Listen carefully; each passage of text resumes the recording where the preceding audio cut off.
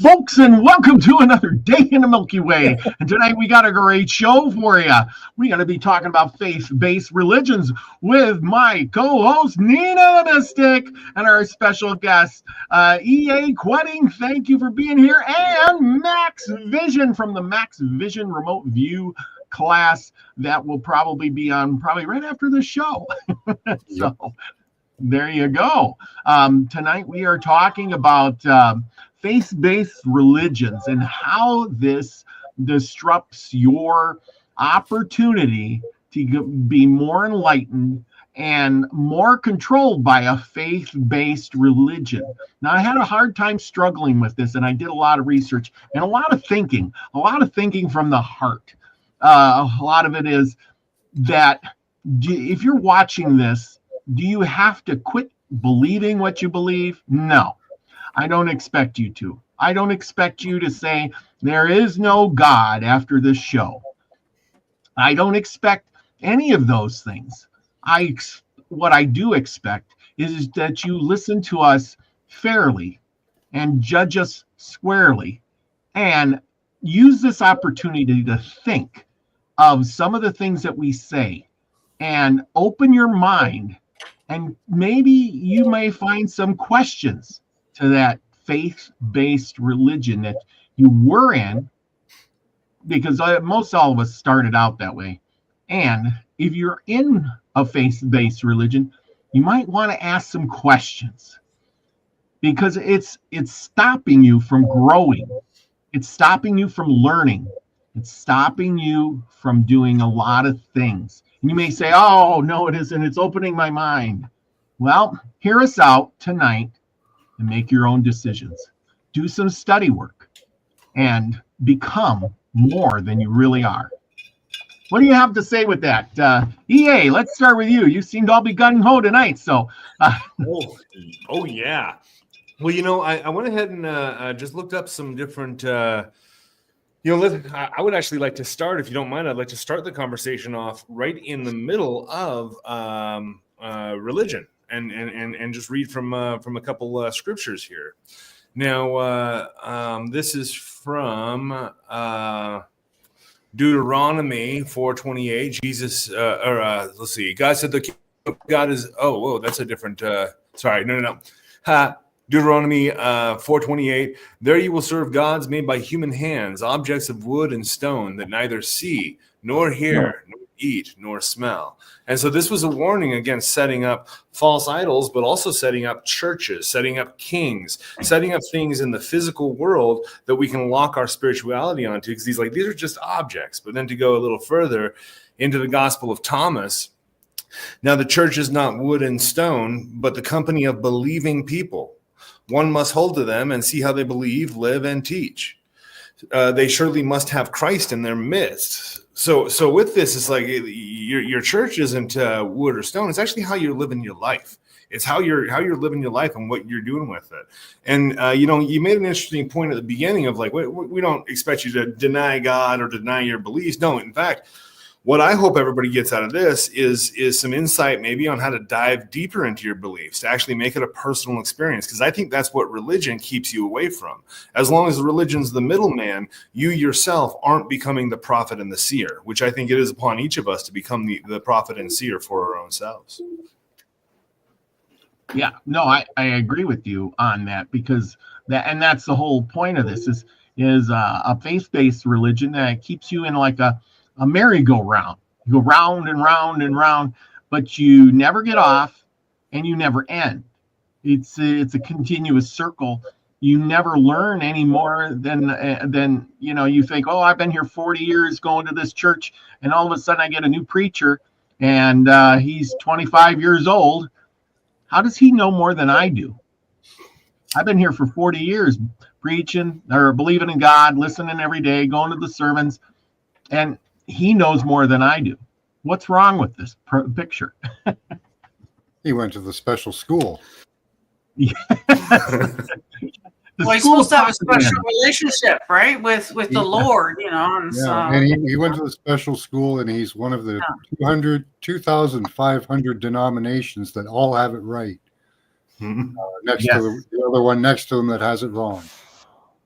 Yeah. So, I found that, wherever I happened to be, that seemed to be where the right and truest religion happened to be being taught, which was amazing to me. No matter where I moved, well, everybody that I met, they had the right one.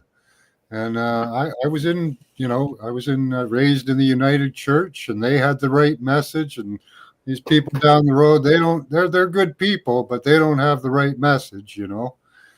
And then I went to a Baptist church, and they had the right message, but those Catholics, they got the wrong message. These people got the wrong message. We got the right message, though. So one day I was sitting there, and this pastor was making some stuff up, bastardizing the English language, and contorting it to make it fit his own narrative there. And I said to my wife beside me, I said, after I got out of that church, I said, I'm going to find Christ myself, because these guys don't seem to know shit. And they'll keep lying to me, So, yeah, I went on my own journey and started finding. I think you mentioned something really good there, is the fact that there's so many people out there searching for Christ, and they associate that with Jesus. Whereas Christ is a thing, it's a way of being, I guess, at least in my understanding, not a person. And so many people think of that, I want to be like Jesus Christ, it's like, or I want to be Christ-like. Well, and they associate that with Jesus. It's always the Jesus. Yeah, the Christ figure I found was the connection. Not really separate from us or God, but a connection between us and God, and messages and information from the universe. He was the great interceder. So nobody gets to God except through him, and that's kind of true. And I found that, like you say, that message is about the inner self, the inner work, the inner light. And I'm trying to get this through to many people around me. I'm, in neo-Hinduism, that's being called the super soul, or the inner Krishna that you're developing there, and it's a similar thing that we can see. It's when you're talking to Max about how each of these religions is saying, the other one's not got the right message. No. Actually, if you're paying attention, they're all saying the same damn thing. Just they're just caking it in different forms and putting different masks on it. But the underlying principles throughout religions are pretty the same. But in Jesus's supposed ministry and recorded in the Bible or presented in the Bible, his whole thing, every single time he's doing a miracle, he's like, hey, don't think that this is too crazy. You can do the same thing. Like, this isn't something I'm special about. You can do this too. As he hung himself on the cross and died and resurrected, he's saying, you can do this too. This isn't me. I'm here to show you an example. And so that does come back to that Christ consciousness, or the Christ state of being that I think, like you say, is necessary for paradise, and paradise not being heaven after death, but heaven right here and now. Because if you're disconnected from that part of yourself, you're living in hell. Yeah. Boom. Yeah. That's right. That was a showstopper there. That was great. Well, all right, we're done. Thanks. Good seeing you, folks. Stop on there.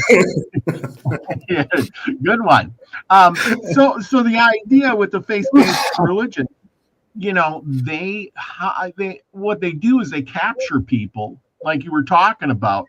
Literally, why change the system when it works so good? That's why they're so similar. They always say they know they have the true path.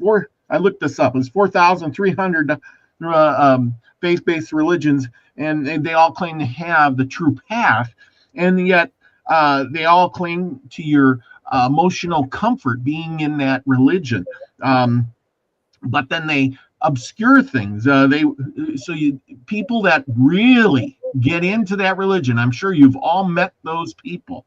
They can't face the cold hard truth about things, the realities of life. it's all, I'll just pray to God and it'll happen. And, sometimes it does and sometimes it doesn't. It's all his goodwill if he wants. And, and then we're taught this, or we're all taught this, but the idea is that they lose touch with reality and it becomes an addiction. That's why these people who get off of drugs and things like that, they'll say, oh, I found the Lord.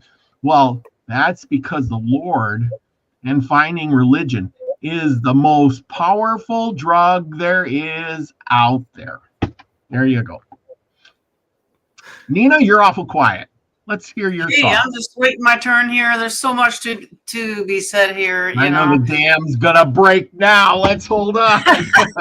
Grab it onto the hat. Here we go.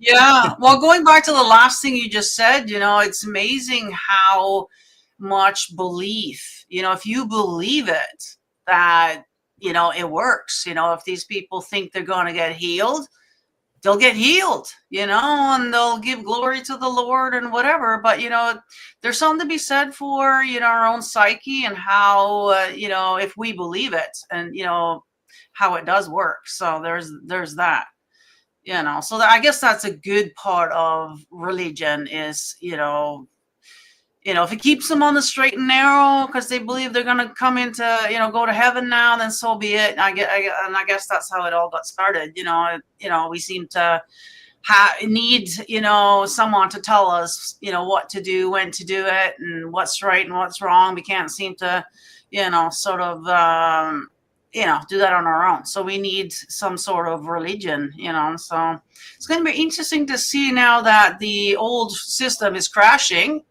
And the new system is about to come in. It's going to be interesting to see exactly what that entails. What is that going to look like? Exactly. Very interesting times that we're in right now. I want to push just push against that a little bit. Is that in small enough groups, I think that human beings can manage ourselves just fine without we can't. Oh, we can for sure. In smaller groups. But as soon as you start getting into large groups, and especially if you want to take religion is great at taking an organizational kind of structure and spreading it across the whole world. And so if you want to, that it works really well for that. But I don't think that humanity was ever supposed to get this big, and I think we're living in a very unnatural fashion right now. So yeah. Yeah, even in the Anunnaki story, they talk about, because they've taken us out a few times, according to the stories, that, we get too large, it's hard to control, and we're too noisy. And I thought, that's a brilliant, depiction of us. And we're definitely getting too noisy down here right now. And that's probably why, there's going to be some, interesting times coming up. So. One of the curious things I found about religion was religion told me to pray to God. And, I found a lot of people were doing that, to better their lives. And they weren't getting what they wanted. And that was one thing that really dejected me about religion, was they weren't getting a better life. They weren't getting healthier. They weren't happier. And this was just the people around me in the church I was at. And, where was I going with that? They didn't have the belief, you see. And that's what they'll say, well, you don't believe enough, so that's why God's not listening to you, because you don't believe enough. So, Mm-hmm. I found that they weren't receiving any of the healing that they were promised, by believing. And I wanted to search for that too. And that's when you discover things like pineal fluid, Christic oil, and the healing power of that, the healing power of the mind and the connection. So when I was 12, 13 years old, I joined the Boy Scouts, and I'd grown up a Mormon kid, and my Mormon young men's leader was also our Boy Scout leader. We go out on this. We're in Washington State. We go out on this hike up into the mountains and then dropped down right into the ocean. It was just the most beautiful thing. I grew up in Utah, so this was all just mind blowing scenery for me. But we hit this point where we get up above the clouds, and so we're hiking. We can see the cloud beneath us. First time in my life I've ever seen that. And I hit this moment where everything just got still.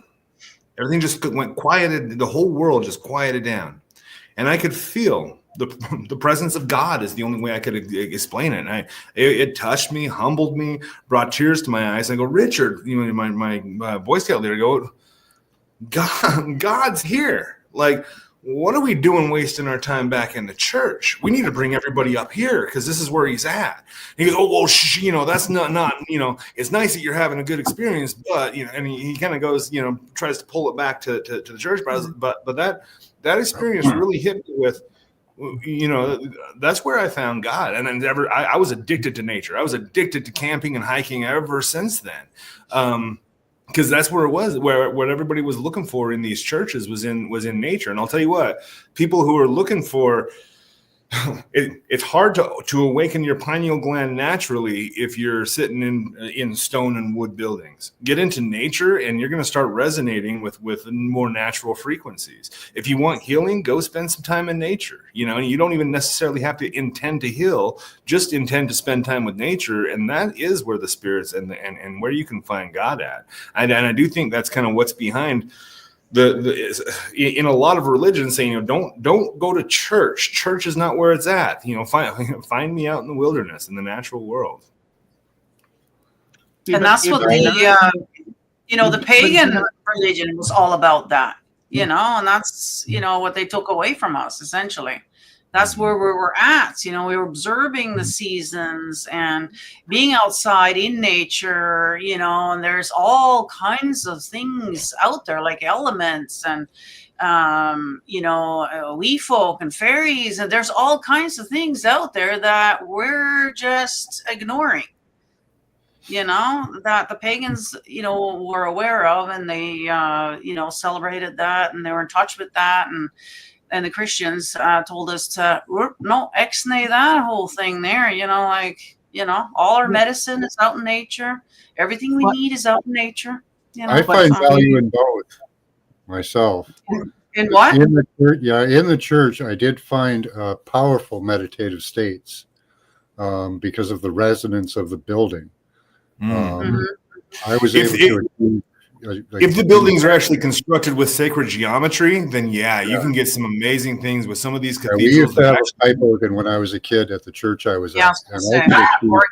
When they were doing their speaking, the oratory in there, it was perfect. It would resonate, and I would just focus, and I would achieve meditative state. I would be outside. I was describing this earlier. I would be in the church, but you're not really focused on anything in the church. Everything fades to black, and you're just in a zone, and you're just absorbing all of the information. And I could recite anything that the preacher said at that point, after he said it, because my mind was just so receptive at that point. So this is all done deliberately, by the way. This is why they do 20 minutes of worship, to get you all into that, state.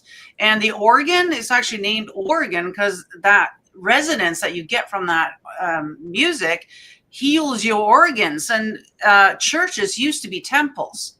So, we used to go to the temple to get healed, like literally get healed by frequency, by all kinds of technology that they've taken away from us now. But that's where the church is built on top of. And so some of the old days when I would achieve that meditative state, I didn't do it on purpose. It was just something that happened. No, the music and the words they use, it's all spells. Those days after that, I would have lots of energy, feel really good. And I only noticed that later in life. Like I didn't really put it together then, at all. Yeah. To get you into a receptive state for the message. And then most importantly, that plate that goes around after, you got to be in a good mood for that one, so. Well, and that's what I was trying to say earlier. Being in that church opens you up for the manipulation that they're trying to Mm-hmm. Yeah. But they're also trying to do good for you. You just went blank there, right? I think Robert got cut off audio. Yeah. He's talking and talking and nothing coming. But you know, but yeah, no, that's an interesting point though. Is that these things, all things, are tools, and they can be used in any kind of way. That, you know, for sure. I got a physical benefit out of it. You know, you know. So there were and also, you know. What you experienced there is one little sliver of how it could be done. What the kind of could be getting in these places. But for sure. But you also do. You're also connecting in the, you know, with any kind of spiritual meeting place. There is like a residual energy of all the people who believe that thing that are enmeshed in that worship, in that space. And so you are almost able to kind of backpedal on what I was saying about screw the churches. You are kind of able to piggyback on what the energy that is there in the church from the other people. It comes down to what's the message they're giving you. That's the key. Right? You know? Yeah. Are they telling you to sit and wait for Jesus to come and hope and pray? Or are they telling you that Jesus is here and he's in you, you know?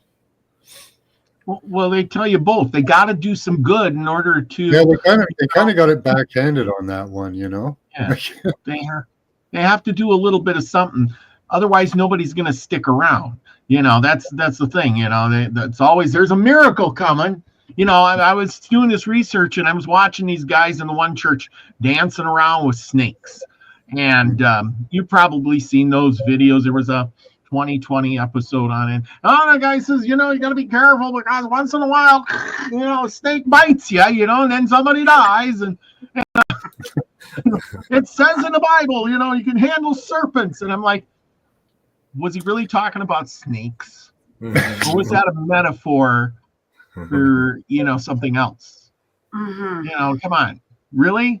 Are you people out of your mind? You're in there. Why didn't you put garter snakes or something? Not rattlesnakes and all that. It makes it a little bit more interesting for the people who are watching, I guess. You know, it's kind of like a bet. Everybody's having a bet on this, I guess. Hey, is he going to get croaked today or next week or what? But yeah, you know, it's But that's the thing. You know, why would you do those things? Is that really the way to find the truth? You know, and your salvation comes from handling a snake because it says so in the Bible. It says many things in the Bible, everything from, guidelines.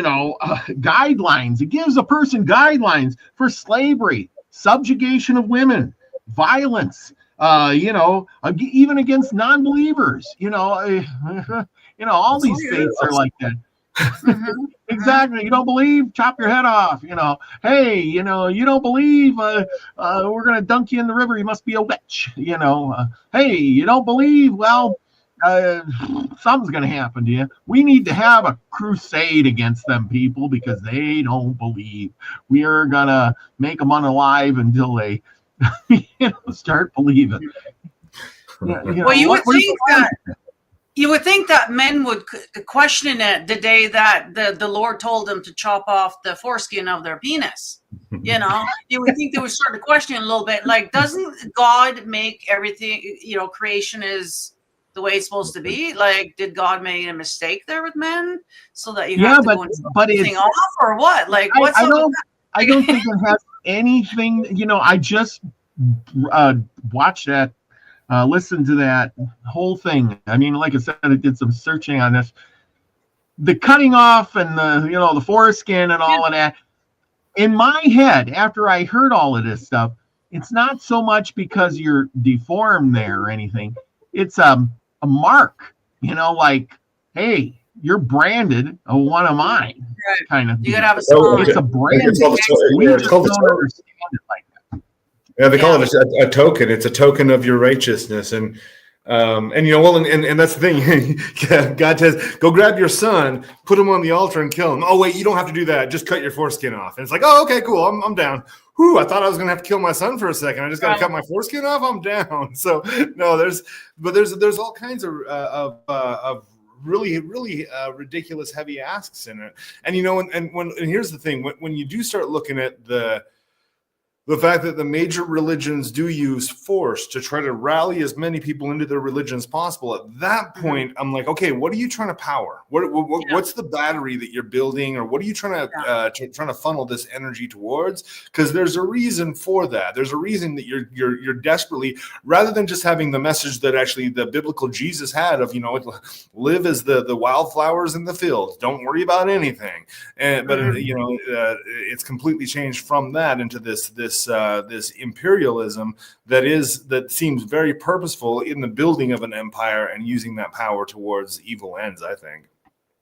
Yeah, having to use violence in order to make people believe in your religion. I mean, that should be, but that's the thing. Like, we were literally killed if we didn't do it in Europe. You know what I mean? Like, literally have our heads chopped off if we didn't convert. So there was no religious experience there at all. It was forced upon us. And for me, I've never forgotten, So, Rome never died. They just moved to the church. And it was adopted by pretty much everybody around the planet, that model. It worked. It was successful. You could keep people in fear. You could keep them subjugated. You could keep them paying taxes until the 16th century or later. You had to go to church to pay your taxes, and if you didn't, you'd go to jail. So it was an institution unto itself. Wasn't Jesus like protesting taxes? Didn't he say that was a sin or something? Like he literally was here saying not to do that, and yet. And here's the church wanting another 10% on top of our taxes and whatever else. Like, we're getting raped over fist 10 and whatever over here. When is it going to stop? Like, it's going to be interesting to see how they're going to pull this new system off. They're going to have to. It's going to have to be good. It's going to have to be like something where, or things that, or they're going to make things so bad that whatever they present is. That's just what I was going to say is they need a great catastrophe, because most people turn to religion when they have no other hope. They look to religion. Okay, well, I'm going the positive route here. Okay, you go that way. I'm going to go the positive route, that there's going to be something wonderful, a miracle is going to happen, and we're all going to be like, we're not worthy, and whatever. And again, good news doesn't sell newspapers. That is true. That is true. But hey, we're trying to sell peace on earth here, Made me think of the holy hand grenade, from Monty Python. The holy hand grenade. Bring down the holy hand grenade. Well, what does most of these religions do? They promise they can't give you money, so you give them money, and they give you promises of eternal paradises. Islam and Christianity do that. They have a Christianity, not so much. I mean, what do you get with Christianity? You get into heaven, but what's up in there? Sitting around on the cloud playing a harp. I mean, I don't know about you, but it's not what I want to do. But and then it's for eternity, and most people can't even understand what eternity is, more or less. The next hardly anybody actually wants to get to the clouds and play the harp. What they really want is to not get burned in the place down below. Well, that is true. Yeah, it's all about God-fearing, right? Or God-fearing man, or it's all about fear. Fear so that you don't get up in the basement. Yeah, I guess. Yeah. Yes. Well, and that's true. So we got the emotional intoxication makes me laugh. Is what it is. Cannabis Cowboys he's when he smokes some cannabis, he can see, makes me see God. That's what I was going to say here. It's a emotional intoxication. You see those people. I know one of those people, believe it or not. Everything is God gave me this. God pointed me. I had quite the crappy life until God saved me. God is good. I pray all the time. I'm doing God's good work. I don't have any money, but I'm doing God's good work. And I'm thinking, okay, can you pay the rent? I can barely do it. I wish I had a better job, but I love what I'm doing, and and but they're never going ahead because they're doing God's great work. They could do a whole lot more, but well, in the book John Bunyan's Pilgrim's Progress, great classic book. This traveler, I consider him to be an interdimensional traveler, is wandering through, and he's on his own quest, and he starts just telling other people as he's going along, hey, why don't you come join me? I'm going to a really cool place. You're gonna love it. Oh, I would love to go on this adventure. That sounds so cool. But I'm carrying this load. I've got this burden that I have to carry, and everybody keeps referring to this burden. He goes, all you have to do is just set it down. You can just come with me and set that burden down at any point. Oh, but I can't. I got to carry this, and it was just such a poignant part of that book where I'm like, dang, you can make excuses all day long, and it's not about the actual burden you're carrying. It's about the fact that you don't want to set it down and just let go. Mm-hmm.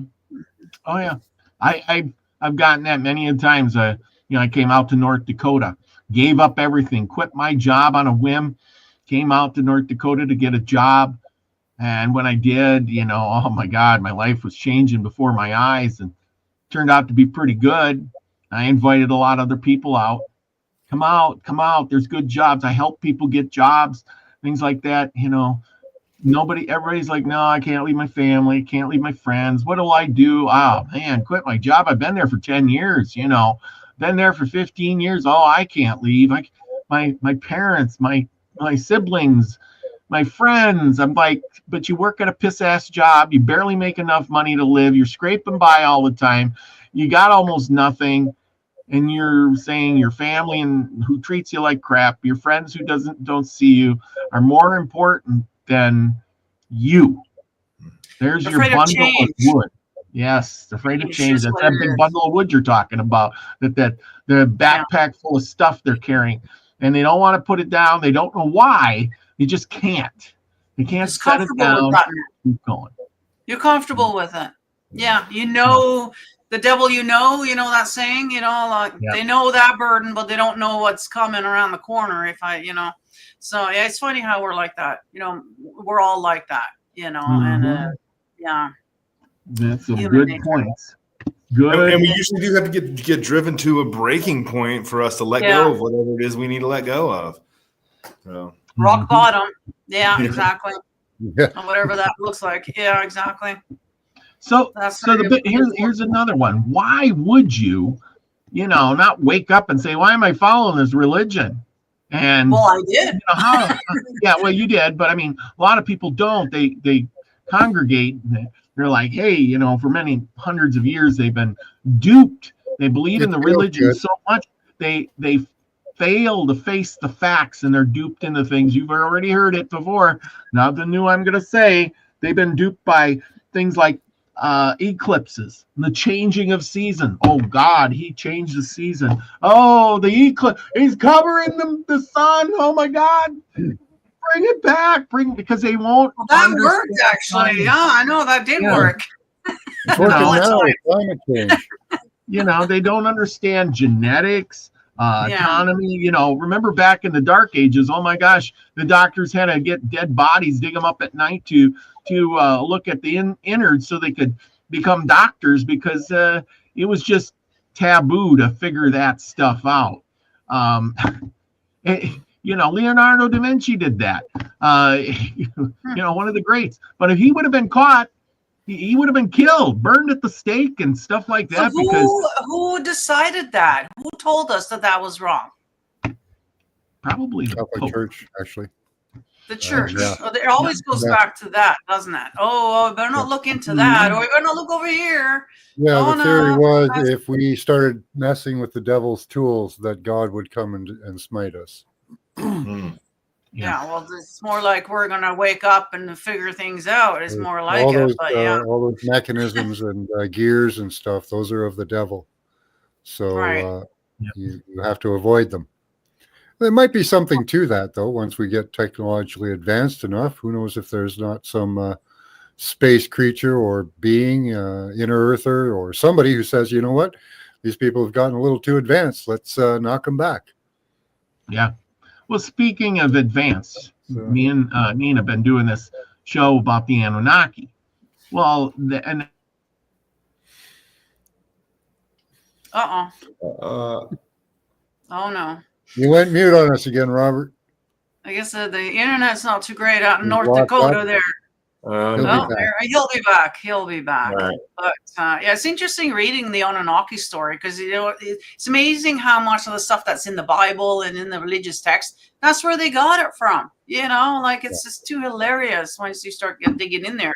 Where they got this stuff from, and yeah, they don't want us digging around figuring this out. But going back, like if you wanted to be a pure human, essentially, as we are right now, and not, get augmented in any sort of way, we should probably go back to before electricity. And I think the Amish were right when they said, oh, the electricity is going to be the end. And I think in a sense that they were right there. If you want to stay just human, the way we're moving forward now, we're not going to be. We're going to be advancing, essentially.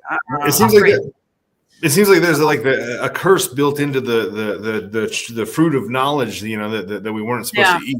That once you start on this pursuit of knowledge, it does seem to end up in a lot of explosions and a lot of people dying. Yeah, well, Tower of Babel.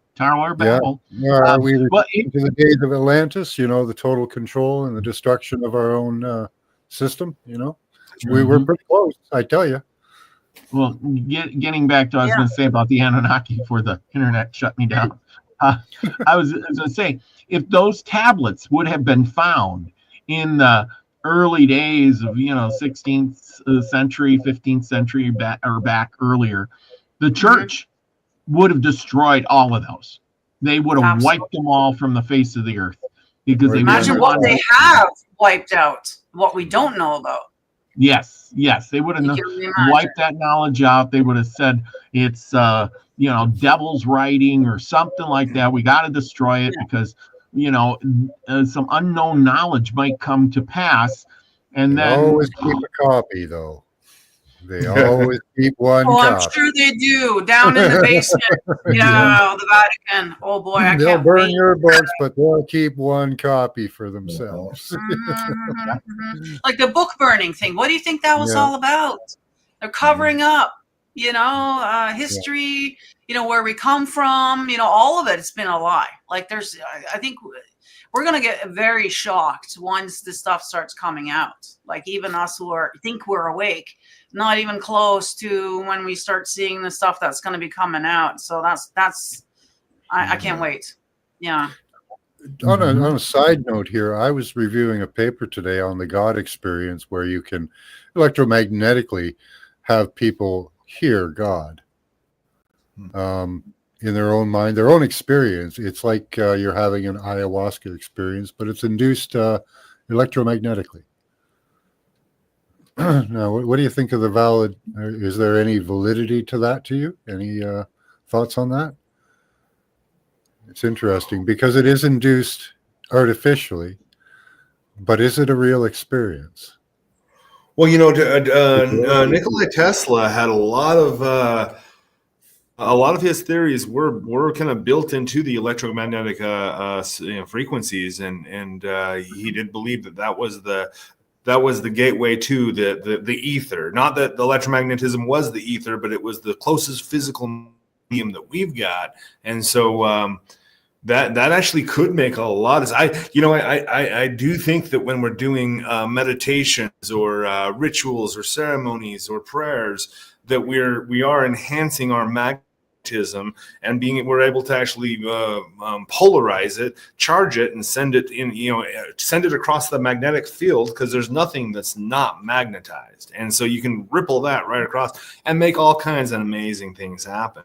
So I think that's actually they always talk about raising your vibration, right? We got to raise our vibration before we do any work and all of this. Well, that's what we're doing. Well, what's the voice of God? What's the voice of God telling these people, though? It's various different experiences. They're all unique. They're all unique. Is there any bad stuff? Like, I wonder, is anybody getting the voice of God swearing at them or anything? No. Usually it's a benevolent experience. They come out somewhat enlightened, happy. Yeah. So that, seems to be some positive effects from this thing. Yeah. Well, I was going to go back, there's a point to that, because there's always good and bad in everything. And, once we ate of that fruit, I guess we saw the bad side. We only saw the good side before. So if we had a technology or we had something, we only used it for good. Look at us. Yay. But then when they told us, but actually we could actually use it for this as well, because everything can be used for good or bad, no matter what it is. And that's when we went a little squirrely, I think, because we're trying to deal with it, not trying to be in the balance of good and evil and good and bad and what is right and wrong. And, and most of the time we can't seem to figure it out. It kind of screwed us up, I think. It really did. Well, I think the real big issue there, and this comes back to the evils that are kind of inherent in religion, is that killing a lot of people can be good as long as it's for the good reason, for your tribe or for your nation or whatever. Doing horrendous things that we should agree are evil, bad things, they can be good if it's in the right context, and especially if your God says it's good. If your God says it's good, it doesn't matter how bad it really is. And so that's it wasn't so good for the people that got killed, though. But yeah, no, I get it. Like there is, we're here for an experience, and sometimes we're the doer and sometimes we're the victim, kind of thing. There is no right or wrong or good or bad, really. It's just an experience. We just take turns on having it, essentially, and so yeah. So if God sees that, hey, if we don't take out this over here, it's kind of like mold on the cheese. If we don't take that piece of mold off the cheese, the whole cheese is going to go moldy tomorrow. So yeah, is that bad then? Yeah, I guess it was bad for that little piece that we took off, but it was good for the whole piece. You know what I mean? Like, so there is, that's the thing. Like, what is good or bad? I mean, that could be a whole show right there. Because I don't think there is. It's just. I kind of believe in balance. Like, Yeah. If there's balance in the universe, okay, your actions will either have. You can have actions that have a positive or negative effect, or you could search for actions that have a balanced effect, where they move forward without harming, nor necessarily over helping anyone, Yep. I got a good one for you. You're going to relate to this a lot because, you're into that, the other magics more than than anything else. So and this you're gonna have a lot to say about this, because this is the Christianity, the Islam, the Torah, the Jews, all of that stuff. Well, in the Bible, it tells about God eradicating humanity with the flood. It tells about the firstborn being killed in Egypt, kind of like a sacrifice or whatever, but it was a test of loyalty through child sacrifice. God accepts burnt virgin sacrifices. He also commands genocide when he orders people to, go in and tear down the walls. He allows the death of children and pregnant women. He also says, hey, kill those homosexuals, kind of thing.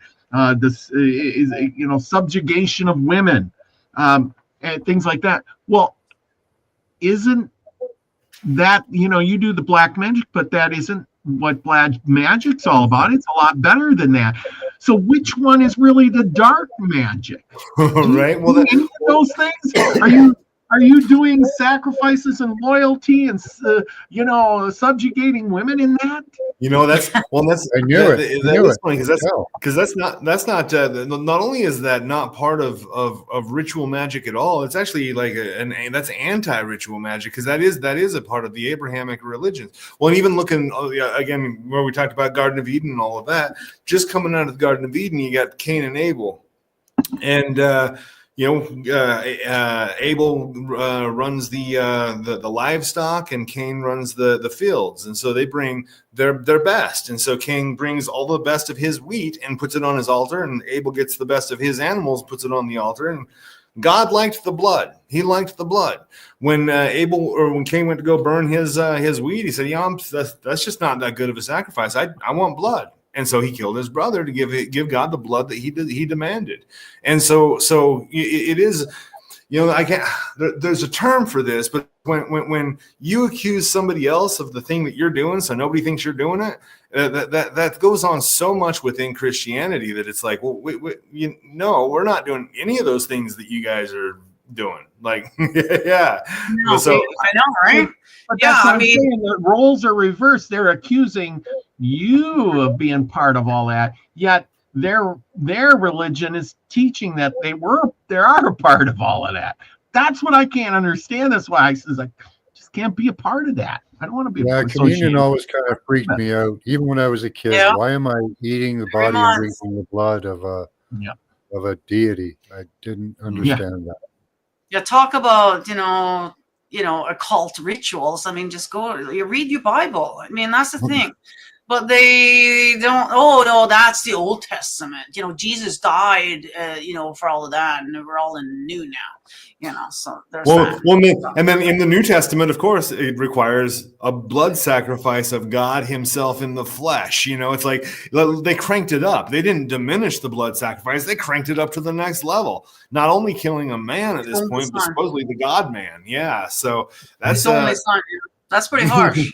That's really, really harsh. I got one daughter. Oh man, I don't think so. I don't think so. Not for you, there's no way. You're not going to slave her out or sell her or offer her up as a virgin sacrifice or nothing. What are you doing?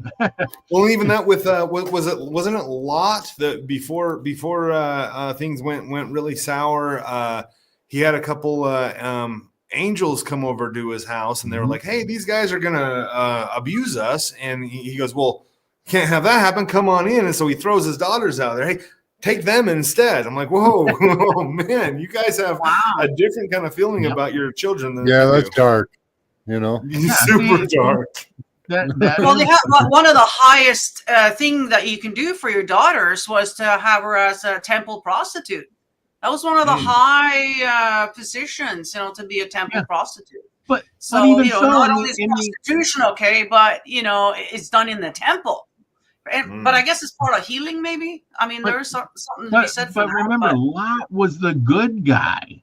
He was the one they came and said, I don't think it was any good guys. But then here's the thing is then after he tried to give his daughters away to the massive crowd and said, take them, do whatever you want. I don't give a crap. But, gang raper, that's fine. Yeah, they take off. It gets destroyed and everything. The city gets destroyed. They go up. They live in a cave in the mountains somewhere. And the daughters say, well, let's get our dad drunk. And, we're the last people on earth. And we're going to, have our way with him so we can repopulate. And I'm thinking in my head, like, well, you should have seen this coming. He's not good at all. Come on. I don't care how drunk you get. Oh, he was pretending. Come on now. Yeah, I'm thinking, oh boy. And this is the guy that God decided to save, Don't get me started on King David. Oh my God, what a slut. Oh my God, all of them, they're all equally kind of bad. Like even Noah, the first thing if there was a woman, he was laying with her, Well, King David was committing genocide. That's kind of overlooked a lot. He was out there committing full-on genocide. So, hey. Didn't King David send Didn't Moses kill somebody too? Like they're all so he could have his wife get killed. Wine bibbers and you name it, man. That's what these people are. Like all of them. Yeah. So. Yeah, that King didn't he send his best friend out in the war so he get killed so he could have his wife? I think that was King David. That was another one. What a friend. That was a good friend. My goodness. I know, right? Yeah, and this is what we're basing on. Like, really? Wow. Well, no wonder we're all messed up. If those are the people we look up to. I mean, my gosh. I mean, See, but I don't think these are plot holes in the Bible, though. I think that they're very. I got this belief that the Bible was actually written by geniuses, by mystical geniuses that wanted to teach us some things. And so with that, they wanted to make it very clear: don't worship these gods, don't follow these guys. They're bad guys. Think for yourself. Don't, that's the big. I think that's the biggest thing that overweaves the whole thing is think for yourself. Well, the sad There's part, the though, is whole it took us 2,000 astrotheology years. too, as well in the Bible. 2,000 years it's taken us. Yeah. Yeah. We're still waiting for this Jesus character, apparently, who, if you actually read the Bible, it says he says he's coming back, but he's coming back with the sword. It's not going to be good times, guys. It's not going to be love and light, okay? He's coming back with a sword if he does come back. So that's another thing, too, that Christians are overlooking. They're not, well, so, it is allegorical, right? Even Sarah and Abraham, in the story of Sarah and Abraham, it says that it's an allegory. If you look at the disciples, these are the people.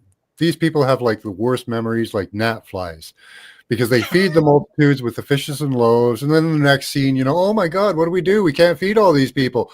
I don't know. We'll have to think of something. Don't remember the fishes and loaves or what? It's allegorical, and it's meant to teach, and there is good knowledge in there.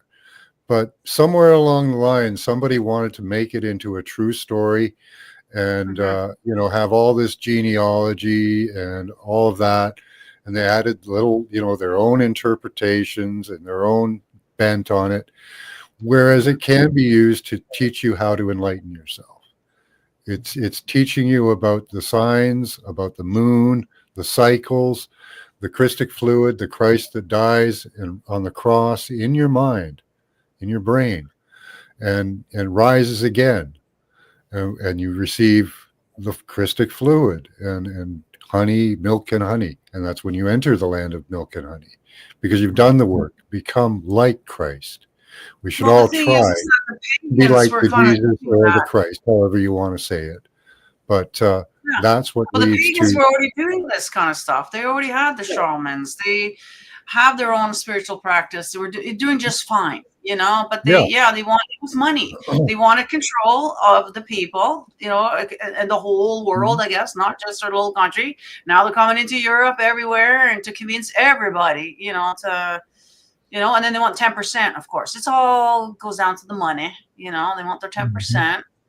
And for those who know, the Bible is a very useful tool. It's written on probably 3 to 7 different levels. There's alchemical, there's spiritual, there's physical. At least 3 or 4 there. I'm not into the scholarly texts as much as, going into it in gematria and all the other studies, in the spiritual realm. But it is a book that was meant to teach, Well, there's some gems in that Bible, for sure. There is some gems, but you got to go through a lot of dung in order to find those gems, unfortunately. So there's a lot of knowledge we don't have, which makes it impossible for most people to interpret the Bible properly. Like if you don't understand the spiritual, the astrological, the alchemical ways, you're not going to be able to get much out of it. As your mind is able to perceive greater and greater connectivity in things, then you'll be able to draw those lines pretty clearly.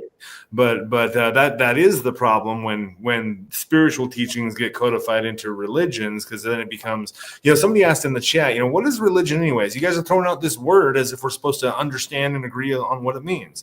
Well, really what it means is religion is coming together, yoking together, coming together with others. And that does tend to form a primitive in-group, out-group mentality that you start defending your group against any attack against the outsiders. And so that does cause the issue. As long as we're able to take and I'll say the scriptures beyond the Bible, because that can also, be extended to the Vedas and the Sutras and any other religious texts. Because I do think that these are all, people are getting these flashes and this connection with God, and they're writing it down for a reason. And these stories get told and told and told for a reason.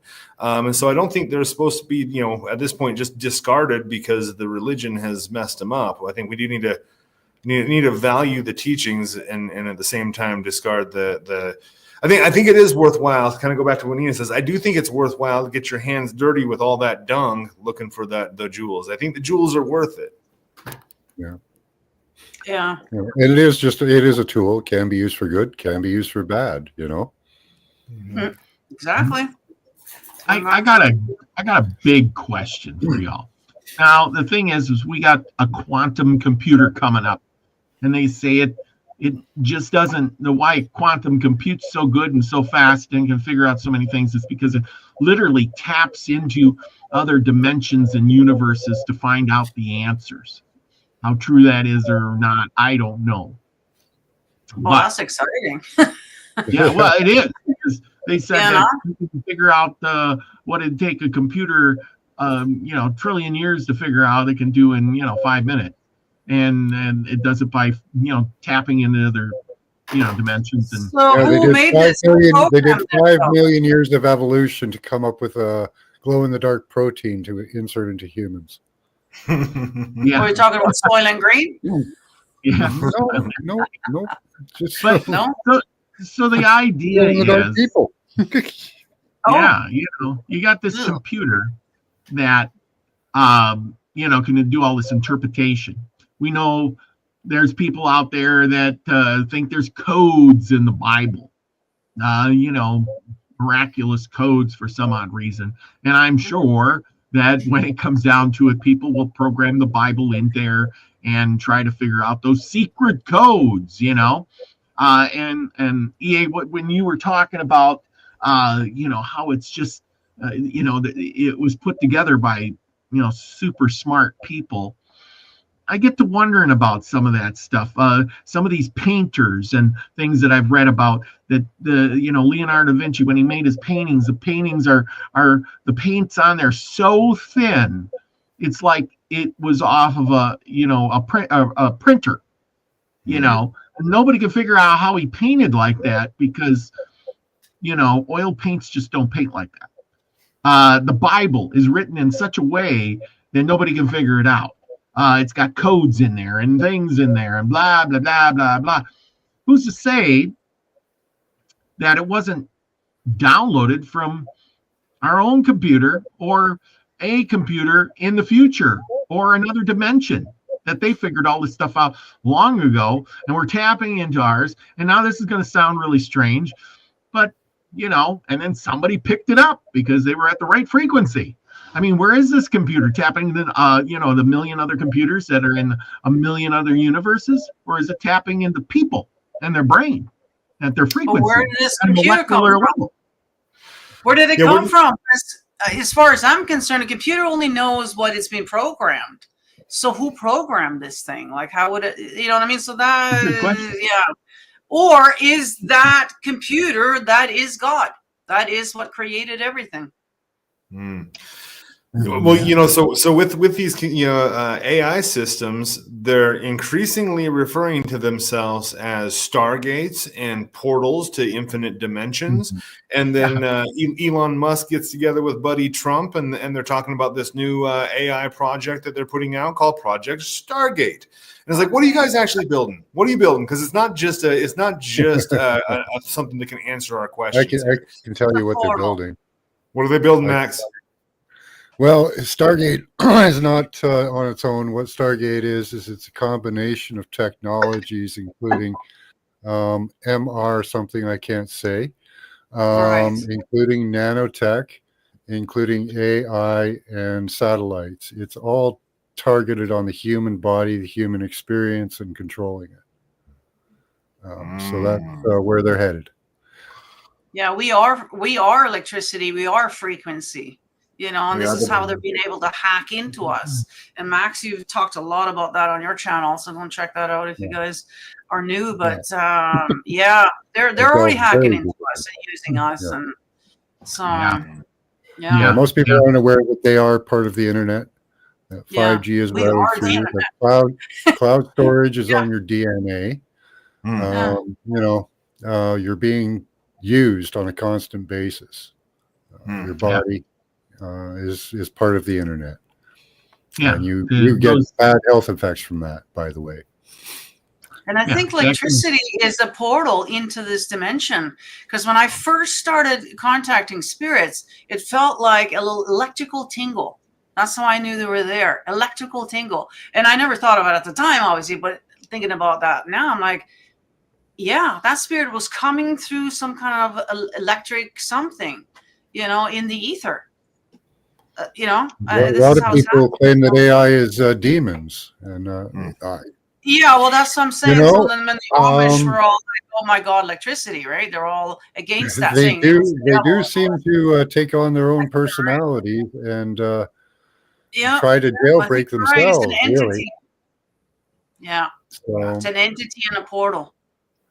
Just I, like our I elements. wouldn't say yay or nay on that one, man. I'll leave that one up in the air, because, once you start getting into the spiritual stuff, like there's, the elements are entities, and I know Robert was like, "What? When you start realizing that science is saying that there are conscious rings of energy out in space. They're a conscious being. You can work with them. They will. That kind of leaves it up in the air a bit for me. Yeah, so that's when you get into all of that, but it's this is why it's cool to have occult knowledge and being a truther, you see, because you can meld these things together and things start to make sense, and you can see where they're getting it from. So don't let your new age path or your occultism also become a religion that you bury yourself in. You always have to keep yourself open. That is definitely something to be aware of, because this is how cults, form. How many have there been over the years now? I remember Ryder Lee did a whole series on it, because we do tend to get into it, and we, if there's the right person with the right message at the right time, people want something to believe in, or we're coming back to that whole thing. Maybe they've kind of looked back at the religious part now that they came from, and they see this, and it resonates. At the time, you know what I mean? And next thing you know, they took the Kool-Aid, right? So you got to be careful. There's a lot of mental illness out there. Well, and that's the thing. It's like I said, religion becomes a drug, and it's better than any. It's a hopium, right? We're hoping that the ship's going to come and rescue us, or it's going to be Jesus or somebody. He's going to come and rescue us, and that's the whole thing, right? Yeah, and you don't need that. You need to save yourself. No, there's nobody coming. That's the thing. Everybody, you got to figure this out. Nobody's coming. Nobody. You are the only one that's going to rescue you. Okay, so don't sit like that. But anyway, we need to wrap this up. Max has got a show coming right up, don't you? Be doing some. Put it off for 10 minutes so we could go on a little extra. So, all right. Good deal. So any last words? We'll start out with you, Max, because you got to go first. Eric, I don't know if you know, I do remote viewing class. That's my my channel main focus. So I really, third eye communication is really something I'm into. If you want to come by and have some fun, we do images and a destination target at the end, last night we did the planes crashing all over the US there. What did you guys find? That's got to be another show. Well, there was some, it looked like Starlink was involved. So then what I think after reviewing everything is what they might be doing is switching over from land-based control systems to satellite control systems. And I think they're having some troubles and maybe having some fun with it. Very interesting times for sure right now. It's the whole religion thing did actually kind of force me to into remote viewing and looking for the Christ connection, so that the knowledge was in the Bible that I use. Like everything I use for remote viewing, I learned from the Bible. Yeah. Well, EA, you're next. Hello, everybody. EA Co-Editing here. No, this has been a fun chat. Really appreciated it. Everybody can find me over at becomealiving.god.com. I've got a new spell book coming out, Social Engineering Magic Spell Book. So this is influence and persuasion. Influence your friends, influence your enemies, but most importantly, influence yourself, because that's what magic should always be aimed at, is influencing yourself. But again, check it all out, becomealiving.god.com. Nice. So I got a question for you. One little last thing. See, I noticed I've been reading your book and stuff, and this is, I noticed all of this stuff isn't like we're talking about a religion. It's more about you and whatever entity or whatever you want to get done. So it's you and the world. That's it. Am I wrong? Yeah. Well, and even in the ritual space, you draw the circle, and that circle becomes reality. That's eternity. You're surrounded by everything that exists. That's the macrocosm you've drawn around yourself. And so within that circle, you're then moving and operating things in the universe itself. And so, 100%. Well, and what it really requires is you yourself can't do this. A human being is incapable of rearranging the universe, and so you have to step into that God consciousness. The Christ consciousness is a gateway to the God consciousness, in which you can become a co-creator with the Creator itself. So, absolutely. Nice. See, I'm learning something. Yeah, you are. I love it. Nina, show tomorrow night. I see you put the link in the chat. I'll find it here in a second. But anyway, go ahead. Yeah, we got episode 9 tomorrow night, so make sure you tune in. I got some special cool stuff to show off as well tomorrow, so you don't want to miss it. And then, of course, we got Hump Day on Wednesday, and then I got a special guest next week, actually. So that's going to be something new and different. So tune in. Make sure you subscribe to our channels, and it'll be all good. And I'll be on with you tomorrow night, and then of course I'll have Tuesday night Native American Myths and Legends with David Nall, Hawkeye, Two Feathers. We'll be telling great stories and learning about Native Americans. So catch us there. Anyway, go in, tune in to Max. He'll be on in a few minutes, and for the rest of you all have a good night. I hope you all learned something. Now, don't take this to heart. Remember, you don't have to dump your religion. You don't have to dump your God. You don't have to do anything. All I want you to do is think a little bit. Question things. Think about it. Question your learned knowledge and try to find out the truth, because it's all in here. It's all inside you.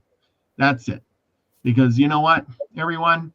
You need to be the frequency you want to receive, everyone. Love you all. Peace, everybody. See you soon. Bye.